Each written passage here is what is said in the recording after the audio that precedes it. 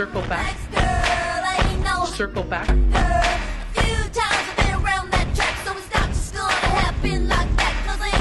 Circle back.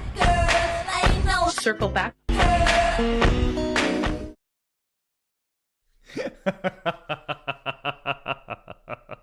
We love that clip of Jen Psaki. Holla back, girl. I ain't no holla back, girl. I ain't no holla back, girl. That's probably going to be the name of her MSNBC show. Ladies and gentlemen, welcome to The Benny Show. We are so excited to bring you the breaking news, breaking legitimately a few minutes ago, that Jen Psaki is indeed leaving the White House. Sayonara. See you later, Chucky. Take your rusty knives with ya. Take your melted lava brain with ya. You are so going to be missed. What will we do without you? What will Joe Biden do without you? Jen Psaki, could you imagine having her job? Take a moment and pause and ponder and think. Could you imagine having Jen Psaki's job for just a single solitary second? I have a 1-year-old who doesn't speak English. She speaks like words broken at a time. Doesn't make a lot of sense, a lot of garbly goop. And she speaks better English than Joe Biden. She has a more cogent and clear train of thought than Joe Biden does, but I digress. Jen Psaki, if you are listening, we do indeed feel a little sorry for you. We do. We're a little sad to see you go because, honestly, you had the hardest job on planet Earth. You had the most difficult job on planet Earth. Not even my 1-year-old speaks worse English than Joe Biden. You had to translate for him. You were the Joe Biden translator for the first year of the most disastrous presidency in American history. And you have our sweet, tender mercies, our sadness that you had to deal with all this. Remember the times when Joe Biden said, and Jen Psaki had to go out and then make policy out of that and had to talk to Peter Doocy in the front row about all the times that Joe Biden said, so we say to Jen, see ya. Sayonara. Go off to the sweet, sweet, magical place in the sky where you can lie even more with utter impunity. That place is called MSNBC. That's right, ladies and gentlemen. According to Axios, it says that Jen Psaki will be going to MSNBC this May. So that's one more month of Chucky having lava-level nuclear meltdowns. Maybe we'll get a send-off from her and Peter Doocy. Let's read the article, Why It Matters. It's been speculated for weeks that Psaki would leave the White House for a TV gig. Now Axios can confirm that the White House Press Secretary Jen Psaki is in exclusive talks with MSNBC to join the network after she leaves the White House in May. This is according to a source that's knowledgeable about the matter. Jen Psaki has been negotiating TV gigs after the departure from the administration. Psaki has been in close consultation with the White House's counsel office on her departure. According to 2 sources familiar with the plans, she's been treading carefully on ethics and legal aspects of her plan. It's really funny because the MSNBC reporter at the White House is maybe asking a question of their colleague. That's how disgusting our media is in this country. So when Jen Psaki gets trotted out to the press dais the next time, she's going to be taking a question from the MSNBC White House correspondent. That White House correspondent is actually talking to her colleague, right? This is what's amazing. You wonder why the country's in a state that it's in because of this type of just sickening nepotism and navel-gazing and disgusting PDA between the corporate press and corporate Democrats and the apparatchiks. If you ever wondered why we on this program say that the corporate press is simply the press shop night nurse for the Biden administration, you see it here plainly. Where does Jen Psaki go? Directly into the corporate media to do the exact same job. It's going to be the same thing. Her show's going to be the same thing. What is her show going to be? Axios has a few details here. Psaki has not formally told the White House press team about her departure, an administration source tells Axios. MSNBC has been working with its compliance lawyers to make sure that their connections don't violate any government regulations, according to sources.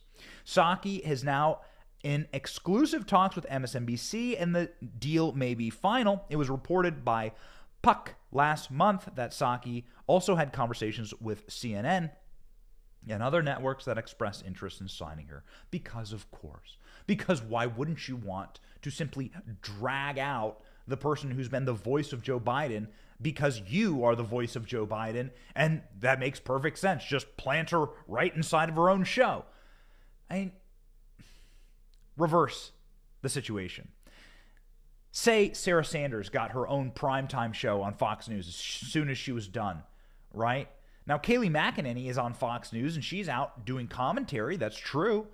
But, you're putting them at an anchor's desk. That's what's going to happen with Jen Psaki. Apparently, she's going to host a show for MSNBC on the streaming platform Peacock. She will also be part of live programming for MSNBC's cable network on different shows, and she'll be hosting a 9 p.m. hour. She will not be hosting the 9 p.m. hour, correction, replacing Rachel Maddow, which had been speculated.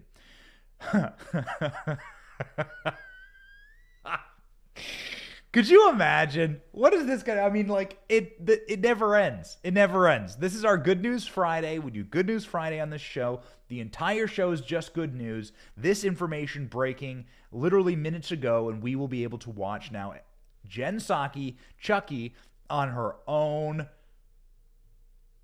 primetime television show. How beautiful is that? How perfect. We tell you that the corporate press is just the boot-licking lapdogs of the Biden administration. You remember that cringy interview from Brian Stelter when he had Jen Psaki on his show saying, what can we do better? What can we do better? How can we better serve you? The palace eunuch, Brian Stelter, saying, I'm not too far off. My team can get me the exact quote here. But Brian Stelter literally asking Jen Psaki, how can we better serve you? Jabba the Hutt dying scene. It's so gross. It's so disgusting. But it's so perfect for us because we're building a new media. We don't need NBC. We don't need corporate billions. We don't need Jen Psaki's karate classes and margarita visits to Margaritaville. Remember that? When you're stressed out, take some karate classes, do some yoga, and go get a margarita. Maybe that's what the show will be called. What do you think Jen Psaki's show is going to be named? Let us know in the comments. We are happy that we will never be done with Jen Psaki. She'll now be just streamed right into, the 12 people watching MSNBC. There's more people watching this live right now than will probably watch Jen Psaki's MSNBC show. What's it going to be called? I think it's going to be called Circle Back Girl. I think that's what the show's going to be called. It's going to be called Circle Back. And the entire studio will be a big circle. And Jen Psaki will move around the studio the entire time in the circle. That'll be the show. Jen Psaki circling the entire time. Come on, you'd watch it. We don't need the corporate press. We don't need this. We got you. You are all we need. This movement is all we need. You, dear viewer. We are so proud to be 100% independent. We are so extremely proud to be able to bring you the news every single day in the way that we wish to. Have no strings attached here, baby. I got no strings to hold me down. We are able to speak the truth and speak it directly to you, and we are thankful for that. We really are. It's Good News Friday, and that is some good news. I've got no strings to hold me down. That's a song from Pinocchio. Did you ever see the movie Pinocchio? Probably has some giant politically incorrect disclaimer in front of it now with woke Disney. I tried to show my kid Peter Pan the other day, right? Before we banned all Disney products in our house. We sold our Disney stock. This morning we cut off Disney Plus yesterday morning, and ladies and gentlemen. We're done with Disney. But Pinocchio, Peter Pan had a giant thing in front of it that's like, this video is offensive, right? Disney puts up this giant warning label saying that Peter Pan is an offensive video. I mean, Peter Pan's based on a novel, right? Like, they're adopting this woke, destructive culture, and that's what it is, really. I mean, could you imagine a world that would be built on woke? You can't. The reason why is that evil doesn't build anything. Evil destroys. The purpose of evil is to destroy, ladies and gentlemen, and to wreck, and to bring down, and to tear down. That's why cultures end up eating themselves, right? Big, strong cultures like the Romans or the Greeks, the big, strong cultures end up just eroding and eating themselves alive because the corrupt and evil in those societies, the petulant, the adult children who are so narcissistic and so self-obsessed, they end up just destroying themselves. And that's what they're doing right now to a beautiful company called Disney. And I call Disney a beautiful company because if you follow the work of Walt Disney, you'll find a man who loved his country, who was a patriot, who shut down who essentially gave Disney to the American war effort during World War II, created videos and propaganda and films in order to help our war effort, was himself someone who served in the armed forces, loved this country, hated communism, loved a vision of wholesome Americana, presented wholesome Americana inside of his movies and his worlds that he created. Downtown Disney is like a snapshot of like a 1920s America. Tom Sawyer and Huckleberry Finn have rides, right, and Splash Mountain and so on. You can see the Western, the beauty and the pride of Western civilization woven throughout everything that were the original rides in Disney and throughout the videos that they were making. Christendom and good morals and Western civilization and some of the old German stories, right? Snow White, for instance, Sleeping Beauty. These are the kind of stories that were told by Walt Disney in order to reinforce Western values and morals. And now the world that he created, and I think he's been gone since the late 60s, right? So it's been 50 years without Walt Disney living in this country.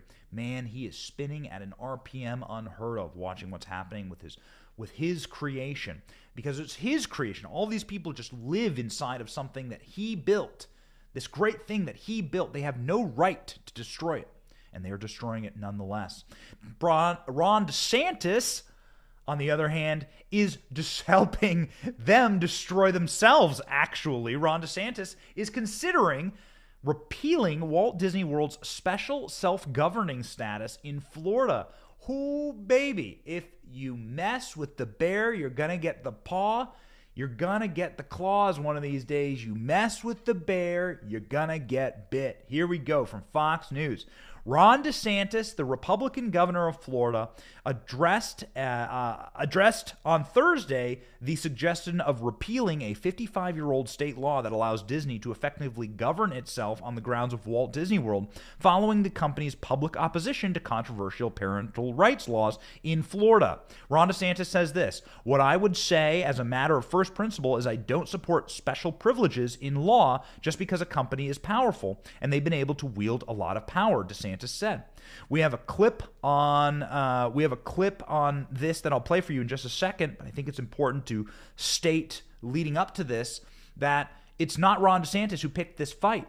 Ron DeSantis is doing his damn job. Ron DeSantis' job is to protect my kids from groomers and perverts and horrible people that may be coming after my kids. Where are those protections the most important? In places where my kids would regularly go. I mean, obviously, if you were sitting in a park bench and you were talking about your sexuality to my kid, I will have you arrested if we even make it that far. Don't try it. Trust me. Florida is a very good firm. Very firm on the Second Amendment. Very good stand your ground, castle law state. So just don't try that in the state of Florida, and don't try it anywhere. That just makes you a horrible person. So why is it illegal to do that on a park bench, but yet it's legal to do the same thing inside of a classroom? That seems insane to me. Maybe you disagree. Let me know. But I think that that's wrong. Where did the reading, writing, and arithmetic go? The point of a classroom is to teach my kid lessons and how to be someone who can survive in a society to help the children grow and be able to stand on their own 2 feet. And if children do have questions, then the correct answer about tough questions as it pertains to religion or maybe sexuality, if it does indeed come up. I haven't been in a classroom in a very long time. I certainly don't remember thinking about my teachers' sex lives. That certainly is the last thing I ever thought about as it pertained to my teachers when I was in school. But nonetheless, when tough questions come up, the right answer is, why don't you talk to your mom and dad about that? Who's Mohammed? What about Christianity? There are many things that can happen in a classroom that would lead a teacher to say, this is off limits and should be something that a parent talks about, because I don't want to tread on a parent's right to guide their child in the direction they want them to go as it pertains to the real core physical beliefs of that child's life. Core physical beliefs come, of course, from the family. That has to do with religion, the way you view culture, the way you view the world around you. And those are very important. It's protected for that reason. Ron DeSantis protected those things and did right by parents like me who live in Florida. Disney stuck its fat, clownish, cartoon mouse nose into Ron DeSantis' world. It's not the other way around. Disney shoved their cartoon rat nose into what Ron DeSantis was elected to do. Ron DeSantis wasn't messing with Disney. Disney messed with Ron DeSantis. And now Ron DeSantis is going to mess back. We know Ron DeSantis fairly well in this family. We know his staff really well. He's not a man to be trifled with, a deeply smart and wise individual, and he has right on his side here. Ron DeSantis is calling out Disney, and he's doing it to their faces, and he's tempting them. He's like, you don't want to play this game. If you want to play the game of special privileges in politics, if you want to get political and come after me, then we can come after you too. So it's best you walk away. This is what Ron DeSantis said on Tucker the other night. Have a listen. Especially, Tucker, you got to wonder, why is the hill to die on to have transgenderism injected into kindergarten classrooms or woke gender ideology injected into second grade classroom? Why is that the hill to die on? Meanwhile, if we had done a bill that prohibited talking about the abuse of Uyghurs in China, Disney would have supported that legislation because they don't want to say a word about that. So it's just an odd manifestation of their corporate values that they actually do Disney cruises, Tucker, to the nation of Dominica, which criminalizes homosexuality. So they're fine doing that and lining their pockets. They're fine lining their pockets from the CCP and all the atrocities that go on there. But it's those kindergartners in Florida that they really want to have transgenderism as part of their core curriculum in school. Disney has been engaged with Ron DeSantis in a war of words leading up to the signing of Monday's parental rights and education bill.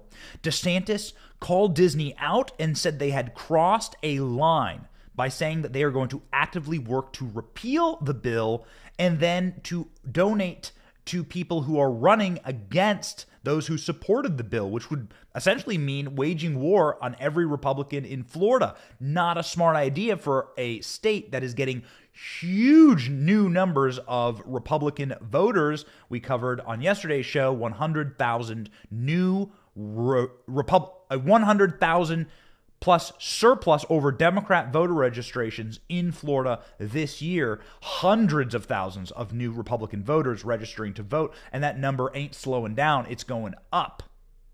It's not smart. Walt Disney Company. This ain't California. And Ron DeSantis said as much that Disney had crossed a line. Listen. We signed the Parents' Rights and Education bill. It's interesting when, a Disney-owned ABC would put that out on tweet. They'd say, Governor DeSantis signs bill to prohibit instruction in sexual identity and gender identity in some grades. Some grades. Why would they say some grades instead of K through 3?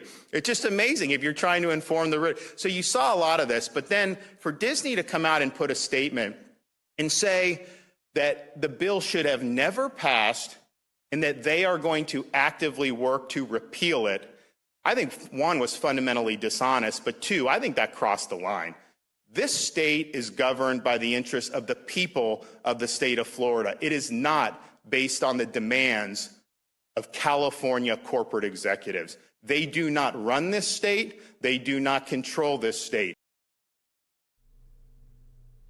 You play with fire, you end up getting burned. Why do you think that Ron DeSantis is someone that you should trifle with? Why, Disney?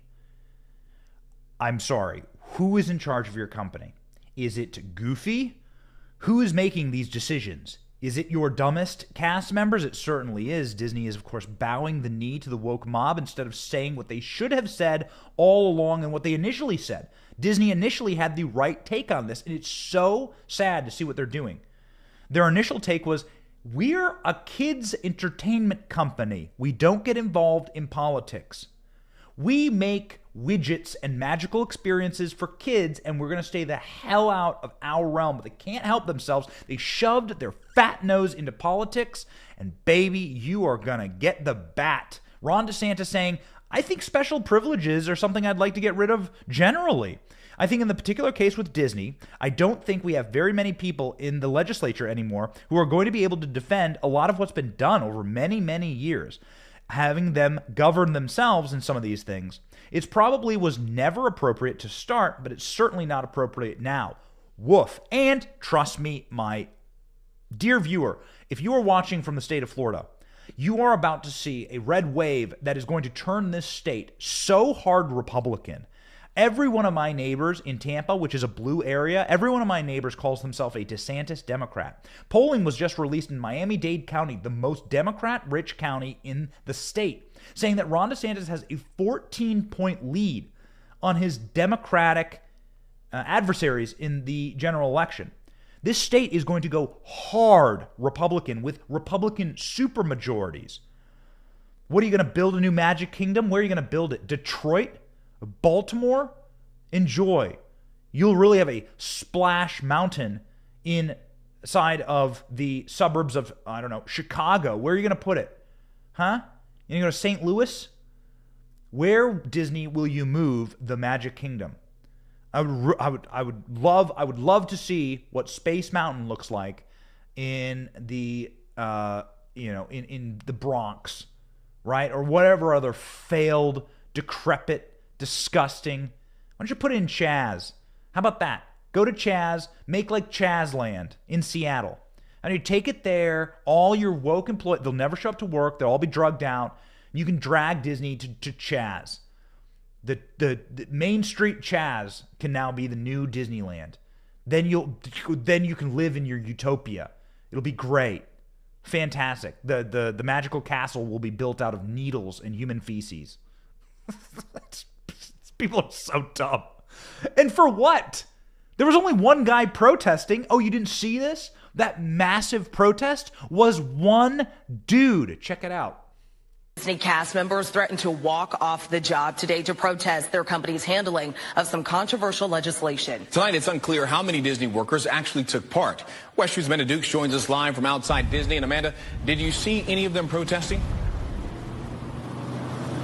Well, we did see one protester earlier. You know, we're not able to get into the park or even into the corporate offices, so it's been a little difficult to get a handle on how many Disney workers actually did walk off the job. But I can tell you, monitoring ride times, the waits for rides, as well as social media, it doesn't look like the walkout had any big impact on park operations today.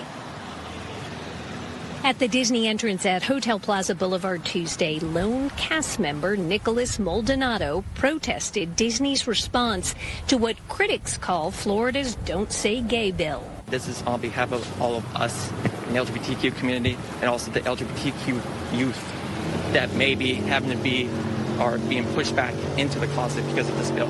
Family values is accepting each and every individual. That is family values. What the other side is saying is not family values. Maldonado was not scheduled to work Tuesday and had no idea how many Disney workers participated in a planned walkout dubbed Disney Do Better. I know we've spent a little bit of time on this, but it's worth saying. Disney is something much like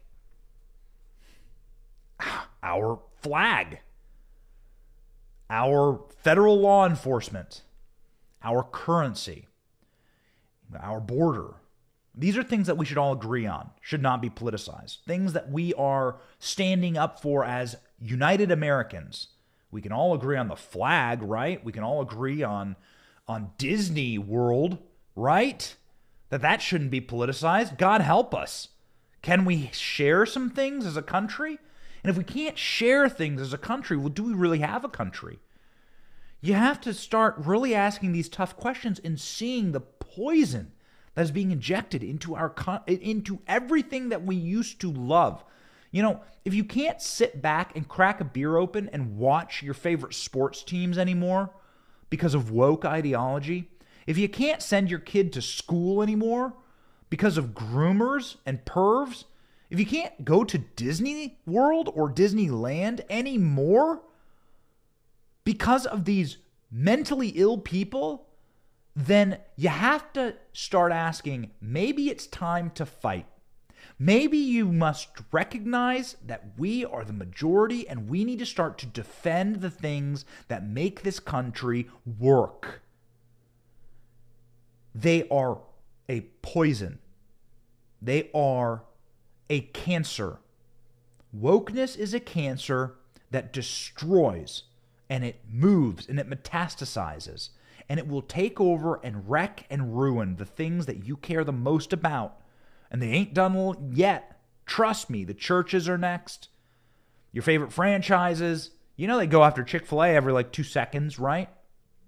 Nothing is sacred for these people because nothing is sacred for these people. They're a godless lot, an atheistic lot. They have no joy. They have no lives. They have nothing but this wokeness to worship. They don't have a God. They are godless people. Dr. Fauci is their Jesus, and wokeness is their religion. And they must conquer by the sword. They're a violent religion. And so it's time to start treating them as such. It's time to start standing up. It's why my family, again, was very proud to sell all of its Disney stock, and we canceled Disney Plus, and we will never, ever go to these parks ever again. What will the Disney parks look like if they become fully woke? If the woke win, what will it look like inside of Disney World? The Small World After All ride. I'm sure many watching have ridden It's a Small World After All. Get the song stuck in your head all day. We have a dear friend in Politzoid. He's a memer who created a just work of art, envisioning what will woke Disney World look like. It's a woke world after all. Go.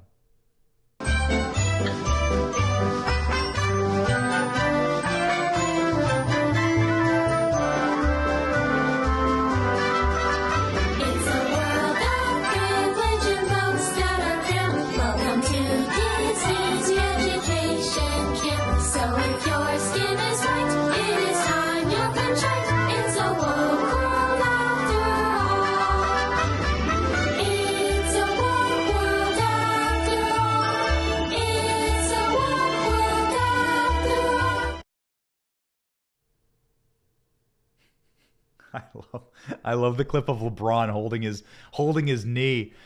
Also, the memes are getting so good these days. Again, that work of art is from a memer called Politzoid. We're really, really proud on the show to be always supporting memers and the creatives in the conservative movement and to be employing them. And the reason we can do that is because of you and your support. And so we thank you for your support on this show. We love being able to employ and to give careers to the smart and to the creatives on our side so that they don't have to go get gobbled up by these godless, soulless corporations like NBC News, go work on Jen Psaki's new Circle Back show, or go work at Disney and get just their entire worldview violated by corporate America day in and day out. We are proud to be a small business owner and jobs creator on this program, and we can do that thanks to you and your viewership, so thank you. And our staff, by the way, thanks you. And it's not just us. We have dear friends at the Daily Wire who are now launching a kids programming rival to Disney, and we are loving it. We are here for it. The Daily Wire announced on Wednesday that it's launching Daily Wire Kids, giving parents an alternative to woke children programming offered by others in the entertainment industry. Daily Wire Kids is going to be a $100 million investment over the next 3 years. That's a lot of money to produce children's content to rival Disney and other production companies. Disney was once a reliable source of wholesome, innocent entertainment for children, the Daily Wire said, but controversy after controversy has roiled the network over the last several years, leaving parents fearful that the content their kids are consuming is brainwashing them at best and endangering them at worst. The Daily Wire announced this in a town hall kind of format, and we have a clip of that to play for you now. I think this goes right to the point of what we're trying to do at the Daily Wire, and that's that Americans are tired of giving their money to woke corporations who seem to hate them. They're tired of giving their money to woke media companies who subvert the truth and try to silence them. And they're tired of giving their money to woke entertainment companies like Disney, who have not-so-secret gay agendas and want to add queerness into content for little children. The problem is Americans haven't had a lot of alternatives. I mean, on the media side, we've had Fox for the last generation as almost the only alternative voice in the media. In entertainment, there's been nothing. And so what the Daily Wire is trying to do is build those alternatives. Americans have a lot of economic might. They just don't have anywhere to put that economic might. We end up having to give our money to these same corporations who are opposed to us because they're the only game in town. I'm tired of this sort of nonprofit mentality that's permeated the right for the last generation that says all we can do is lose, complain, and beg for donations. That's nonsense. We can build alternatives, and that's what we're trying to do.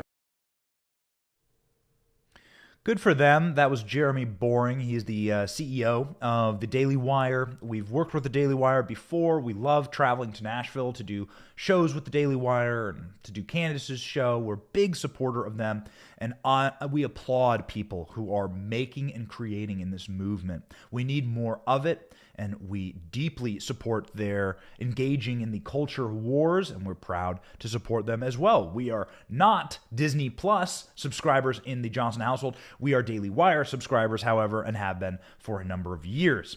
The Daily Wire said that they have brought on Eric Bauschman and Ethan Nicole of VeggieTales. That's going to be great. I grew up on VeggieTales. Do you remember VeggieTales? Classic entertainment for children, and very funny and very good, and have some of the most addictive songs. Don't make me sing them. They will be in your head all day, that have ever been written. So good for the Daily Wire. I cannot wait to see what you're doing there. And I have little kids too, so be happy to make sure that they are watching Daily Wire content. We have a wonderfully, wonderfully positive story. Again, it's Good News Friday on the program, and we have such a happy story to share with you. The Democrat insiders in Washington, D.C. are watching what's happening with Disney. They're watching what's happening with Jen Psaki. They're watching what's happening with the Biden crime family, and they're fleeing. They're so upset. They're crumbling. Why? Because they're seeing the collapse of the brand of their entire party in real time. You will not be able to run as a Democrat after this is all said and done. Because when you have a party that is built on protecting predators, putting Ketanji Brown Jackson on the Supreme Court, when you have a party that is built on unconstitutional mandates and the collapse of the economy, you really don't have much to run on. When you're collapsing the border, destroying the dollar, being total nincompoops around the world in your stupid foreign policy, not even your most loyal employees are staying with you. They're all running to corporate media. And Democrat insiders are saying, I'm not going to say the word, that GD, man, it's so infuriating. We are screwing up the midterms. Democrat insiders are disquieted about the likely drubbing the Democrat Party will receive in the 2022 midterms. This according to Breitbart News. With 71% of Americans believing that the nation is headed in the wrong direction, Democrat insiders whined to Politico about how difficult it will be to retain the House and Senate. According to a January poll, Republicans lead Democrats in a generic ballot by 12 points. 12 points! The poll is significant because it reveals for which party the Americans will vote without even knowing a specific candidate. Things could change, David Axelrod, an advisor to President Barack Obama, said, but it's only a quarter of the country believing that things are headed in the right direction. The president is sitting at 40 or 42% wrong. He's more at 30 or 31%. And a 40-year high, the atmosphere is clearly not promising for Democrats to buck historic trends. During Biden's presidency, more than 2 million migrants have been apprehended at the southern border. Fentanyl became the greatest killer among 18 to 45-year-olds. Inflation soared to 40-year high, and gas prices increased to all-time high. Not really a great record to run on. Weekly wages sank. Supply chain woes have persisted, and the deadly Afghan withdrawal deeply embarrassed the nation. Kelly Dietrich, a former Democratic fundraiser, lashed out at Americans for turning away from Biden's party and towards the GOP. That's great. Lashing out at your own base, calling them out of touch, condescending. Man, what a despicable group of people. GD, man. We don't curse on this show if we can help it. It's so infuriating, Dietrich said, criticizing Americans for turning their backs on Democrats. It's easier to tear ish down than to build ish up. It's easier to frame people who are actively trying to build or accomplish things and failing. Our society seems to have gone bat-ish. I'm not going to curse. Not going to curse on the channel. We are not going to curse. We're going to stay family friendly. Unlike Disney, we're going to stay family friendly on the show. A recent report said that 55 House Democrat deadbeats are skipping paying dues to the DCCC as midterm wave builds. That also, similar report showed that the Republicans are targeting 72 Democrat seats. What? Dude, 72 Democrats to take out in the midterms? 72? It's going to be a generational majority for Republicans. Generational. And Kevin McCarthy has them locked and loaded, baby, man. I've been doing some phone calls. These members of Congress, for Republicans, man, they ain't going to play. They ain't going to play. When they take back the House, the Dems set the rules. Okay, you want to salt the earth? Let's go. 55 powerful and influential House Democrats are reportedly financially stiffing the Democratic Congressional Committee, failing to pay their dues they owe the likelihood that Republicans will retake the chamber. Top Democrat leaders are unhappy and worried that many of their valuable caucus members are not paying their dues to the party committee, according to Punchbowl News. Rules dictate that each member is responsible for dumping a certain amount of cash into the committee's coffers to be used by top brass as the party and national strategy to defeat Republicans. The amount of cash members are to fork over depends on their position in the party. Speaker Pelosi and the whip and Patrick Maloney reportedly pleaded with members on Tuesday to pay up. But many members are not paying their dues, perhaps because Democrats perceive the 2022 midterm election as a lost cause. The House Democrat majority is in deep trouble with both history and the polls against them. Republicans have overtaken what's been traditionally a large lead. Ooh, man, our congressional Democrats told the publication that Pelosi is trying her best to force deadbeats to cough up the money. Can you imagine? Can you please pay some money? Please, I promise I won't use it anymore on my salon visits. Gross. Could you imagine getting a phone call from Nancy Pelosi? What would you tell Nancy Pelosi if she rang you up? Many of those who are stiffing the committee are some of the most powerful, influential members of the caucus. Wow. AOC is stiffing the committee. Ilhan Omar, Cori Bush, Rashida Tlaib, the entire squad. Ooh, man. Guys, this is the destruction of the Democratic Party at hand. These people are going to break off and form their own party. I'm telling you, this is what's going to happen. They're going to break off. You're going to have a fracturing of the party. There's going to be a civil war inside the Democratic Party, and it's going to become a non-functional party politically. And it's not just people on this land who are seeing this. It's not just the people inside the Democratic Party who are saying, we're done for. All you have to do to see exactly how clearly the Democrats are screwed in this election and with this White House is to look across the pond. In fact, we've been watching foreign press and how they've been reporting on America to see a little more clearly what the people who are watching America with very clear eyes, right? They weren't born here, they don't live here, and so they're just going to sort of say it as they see it. We find it very helpful to look at what other countries are saying about us. And boy, do we find the clip of all clips. Go ahead and check out what this foreign reporter from Australia, I believe, Sky News, is saying about Joe Biden and about the feckless Democrats. One of the funniest clips we've ever seen. We cried watching it. Check this out. What in God's name is Joe Biden trying to say? No little expression, time is money. As one computer said, if you're on the train and they say Portal Bridge, you know you better make other plans. let's go over what he just said there. Let's just not ignore that. Let's go over it. As one computer said, if you're on the train and they say Portal Bridge, you know you better make other plans. I've got nothing. Okay, let's leave that to one side and see what else the president said this week. In fact, we're taking a page from Terry's book when he was governor and when he'd be governor next time. We're emerging from this pandemic. We want to expand pre-K for 3- and 4-year-olds, millions of pre-K students. This man needs a retirement home and a warm bowl of soup, not access to the nuclear codes. When he's not making a fool of himself misreading auto cues, Biden is making utterly incomprehensible decisions that further weaken the US. Today we learned that the Biden administration is planning to offer around $450,000 a person in compensation to illegal immigrants separated after crossing the border illegally. Ladies and gentlemen, it's Good News Friday, and so we're talking about good news. What is better news than how to protect everything that you have earned and your retirement and your life savings?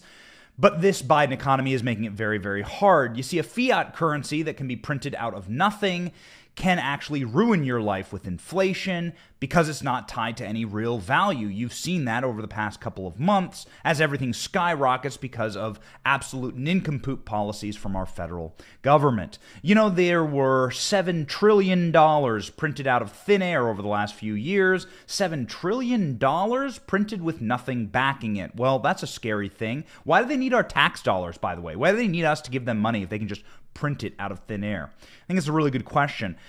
The time is now to start investing in something of real value and get off a fiat currency. That's why my program is proud to be partnering with Birch Gold. My family is proud to be investing personally with Birch Gold and backing our assets with something that is tangible and withstands the test of time.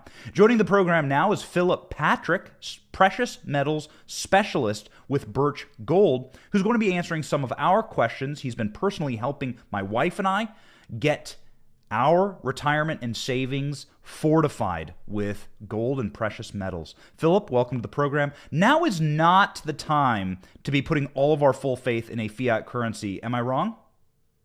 It definitely is. I have to say, in all of my life, we talked about some of the stuff, inflation, debt, money printing. As bad as this stuff can be, it's actually very conducive for growth in safe haven assets in gold and silver. So it's about the best climate I've seen for this asset class in many, many, many years.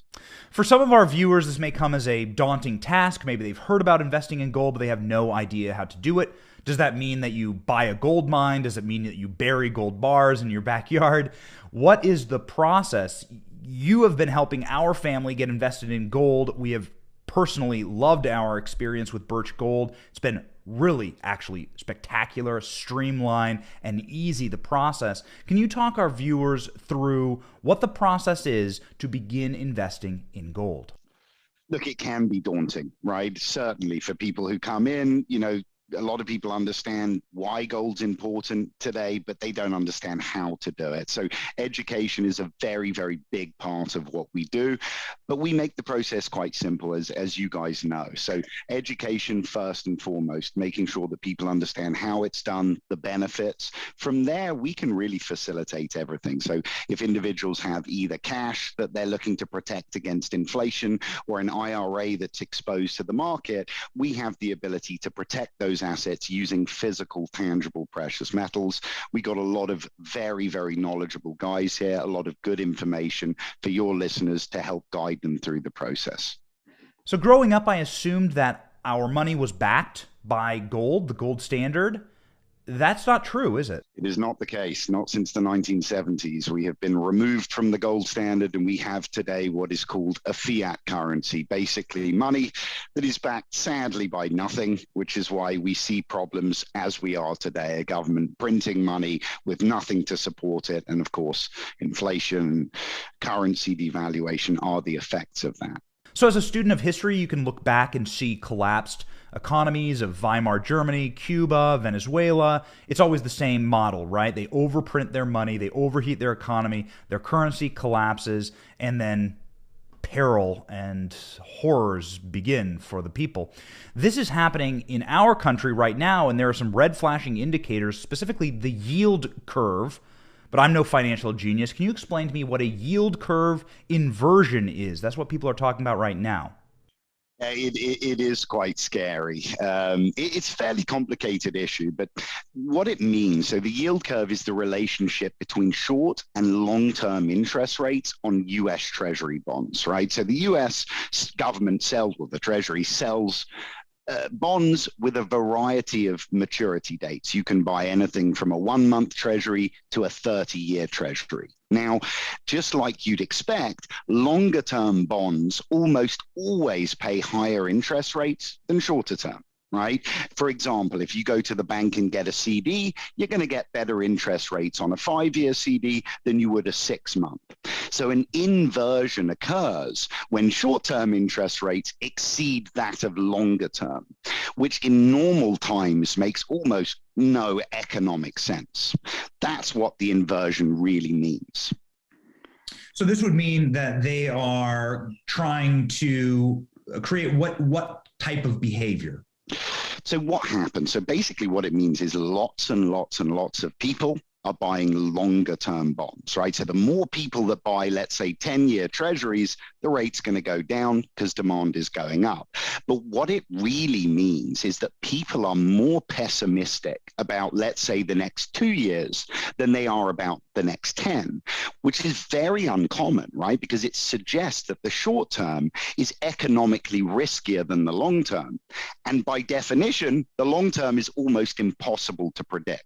So when it inverts, investors think that a downturn or a recession is coming very soon, right? So the shape of the yield curve is a key metric that we watch because it impacts prices on other assets. It's been one of the most accurate indicators of pending recession for the last 50 years. It's very, very accurate. And so what you're saying, Phillip, is based on your in-depth knowledge of the market and how it functions, this is a red flashing light. It is a big red flashing light. Look, it's not causative, right? So for the yield curve to invert, it doesn't create a recession. What it is a representation of how people view the future of the US economy. So when investors are anticipating recession, they reallocate their investments, right? It means that they've lost confidence in the economy. They believe that meager returns on bonds longer term is a better situation than facing potential huge losses in the market shorter term. So basically, they're better off in their minds locking up their money longer term, getting very little, than facing the shorter term domestic market. Now, this widespread loss of confidence changes behavior, right? So like I said, maybe they sell stocks to buy bonds. So it snowballs and it becomes essentially a recession. It falls into. The yield curve has inverted every single time before a recession since 1956. So 7 times with only one false flag in that time period. It is literally the closest thing to a crystal ball we have for economic downturns. It's very, very accurate. So that's a little terrifying. Let's say that this is correct, as it has been, as you stated in the past, 7 times since the 1950s. Most people watching right now have been alive in that time period, obviously, and have been through recessions. I remember quite distinctly in 2008, and that was really bad for my family. It was bad for a lot of families. What do you see on the horizon if we have a recession today? Look, I think this one could be particularly tough because the options are limited and the bubbles are big, right? So for example, look at the stock market. How bad could that crash be? There's something called a cyclically adjusted price to earning ratio. It's a very important indicator of value in the stock market. What that shows us today, that is, if the stock market dropped 50%, it would go back to an average ratio, not even a low ratio. So the crash in the market could be significant. Now, the problem is, like I said, the lack of options. It used to be that if you were worried about the stock market, you could position yourself in bonds and essentially ride it out. But it doesn't work today, right? Bonds, because interest rates are so low, because inflation is so high, they're yielding negative growth. They're not even keeping pace with inflation, right? As bond yields come down and inflation rises, those losses will escalate. So it's a very, very tough situation for the Fed to handle. And I don't know what they're going to do. They're going to want to lower interest rates, right? But they really can't because interest rates are so low. And if they lower interest rates, they're going to fuel inflation even further. So the Fed are really between a rock and a hard place here. And I think, what Biden will likely want to do, knowing Biden, is spend more money, right? More stimulus packages. And again, all roads here lead to inflation. So I think the next 18 to 24 months, we could see exactly the kind of economic hard landing that the Fed, the White House, and I think a lot of America should be afraid of today. Yeah, I mean, I often liken it on the program to going out on St. Patrick's Day and you're slamming shots of Jameson and Guinness and you're drinking and you're doing Jello shots, and eventually the bill comes due and then the hangover happens and it's not pretty. And we have been having a party in this country, and I think we're due for a hangover, especially as it pertains to a currency that isn't really tied to the valuation of anything other than the idea of America, right? And so, what's the idea of America right now? Well, it's not good. And so your recommendations are in precious metals. Your experience and your expertise are in precious metals. Can you explain why that is such a valuable hedge right now for people that are worried about the future? Of course. Well, look, this is Good News Friday, of course. So, we need to talk about the positives here, and there are, right? Because look, as tough as times are today, it's all about understanding where the issues lie. And I think that's why shows like this, Informative, are so important, because it allows people to be preemptive. But if you know where the issues are, then you understand the solutions as well. And as I mentioned briefly at the beginning, precious metals are very conducive for climates like this. They're safe haven assets. When stock markets decline, safe haven demand peaks, precious metals can increase. Look at 2008. They doubled in value within 18 months of the crash. When inflation rises, inflation's a killer, right? Because it makes our money buy less. But inflation, the definition of it, is the rising cost of commodities and services over time. Well, guess what? Gold and silver are commodities. So by definition, they increase in climates like this. So they are very conducive for the specific issues we have. The other side of things, if we really want to look at it from a positive standpoint, and I think there are positives here, look, if there's a bubble in the stock market, you can use it to your advantage, right? If stock prices are way out of proportion to reality, by selling, by reducing some of that exposure, you benefit from a lot of this crazy monetary policy. So like I said, the key is understanding the issues, being preemptive and taking action. And as long as you do, you can turn this negative into a positive, at least for our families and those around us. So you mentioned families there. My wife is from a farm family. I'm from a farm family. We're like, my grandfather used to hide bills in the bricks of his house, right? Like to hedge against a bad day or a rainy day, right? As the old farmers would call it. But, my wife and I come from saving families. And so we've always maxed out to our 401ks. We've always maxed out to our IRAs. And what we're doing is converting an IRA into a gold-backed IRA right now with Birch. And so can you explain, for probably most people watching right now have a 401k or an IRA, how would that process work? Yeah, of course. Well, first of all, the good news is we're not having to bury gold anywhere today. Okay, so we're okay on that. Look, with an IRA, it's very simple, and Birch Gold Group can help you to facilitate, help you, your listeners, to facilitate this. But essentially, if you have an IRA or 401k, you have, under IRS code, the ability to roll over any portion of that account. So essentially, we establish a self-directed IRA. Your funds are rolled over from your existing to your new. That way there are no tax implications or penalties because it remains within an IRA. We can place physical precious metals tax deferred within that account. And from there, it works like any other IRA. You have online accounts, quarterly statements, all of that stuff. But the key is, instead of having paper assets that are losing value every day, you have physical commodities, very much conducive for this climate. And we at Birch Gold Group can educate, can guide your listeners through step by step by step. Got to tell you, ladies and gentlemen, Birch Gold has treated my family extremely well. We feel very secure in their hands. They explain it to us. We're not financial geniuses. Let me tell you, you don't want me doing your taxes every year. They are really helping us out and have made it really, really smooth for us to diversify. And that's what you really want. What you want right now, to be smart, is to diversify what you have in order to be safe in the storm, right? Because you don't know what's going to happen. Nobody knows what's going to happen. We wish we had the crystal ball, but as Phillip has told us there, the signs right now, the red lights are flashing. You hear on this program what Joe Biden's doing to our economy every day. Be safe and protect yourself. Phillip Patrick is a precious metals specialist with Birch Gold. We highly recommend their services. Phillip, one last question. Do you have a second? Of course, yes. Okay. Do you think there's any gold in the Federal Reserve? Yeah, look, yes, but they've been, Fort Knox, Ron Paul for years was calling for an audit of Fort Knox, and they were saying, no, we do have that much gold in there, but no, you can't look at it. So look, do we have gold in Fort Knox? Likely. Is it exactly what they're suggesting? My instinct says, well, if it is, why no audit, right? So I think there's gold there, but it's questionable as to how much is there relative to what they're reporting, I guess.